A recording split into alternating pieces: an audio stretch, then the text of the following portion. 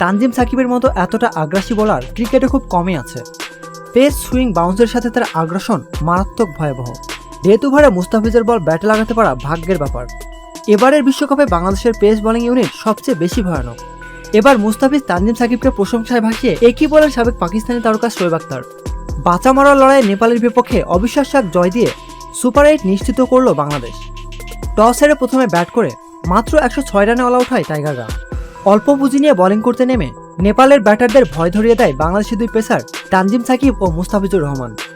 ইতিহাস সৃষ্টিকারী বোলিং করে মাত্র 7 রানে 4 উইকেট তুলে নেন তানজিম সাকিব, আর তাতেই ধসে পড়ে নেপালের ব্যাটিং লাইন আপ।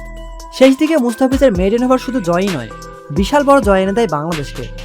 বাংলাদেশি বোলারদের এমন দুর্দান্ত বোলিং দেখে চুপ থাকতে পারেনি পাকিস্তানের পেসার শোয়েব আখতার। শোয়েব আখতার বলেন, এবারের বিশ্বকাপে বাংলাদেশের পেস ইউনিট অন্য দলের চেয়ে সবচেয়ে বেশি সফল।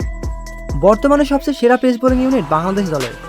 ওদের তানজিম সাকিবের যেমন পেস তেমনই সুইং, সাথে তার আগ্রাসন ব্যাটারদের মনে ভয় ঢুকিয়ে দেয়।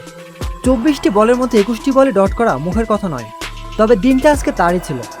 আর ডেথ ওভারে মুস্তাফিজের বল ব্যাটে লাগানো তো ভাগ্যের ব্যাপার। মুস্তাফিজ বাংলাদেশের এখন সেরা বোলার।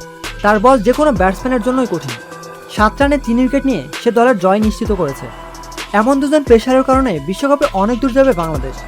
এরকম বিশ্বমানের বোলার নিয়ে সেমিফাইনালে না যেতে পারলে সেটা হবে অঘটন। রীতিমতো মুস্তাফিজ তানজিম সাকিবের প্রশংসায় পঞ্চমুখ শোয়েব আখতার।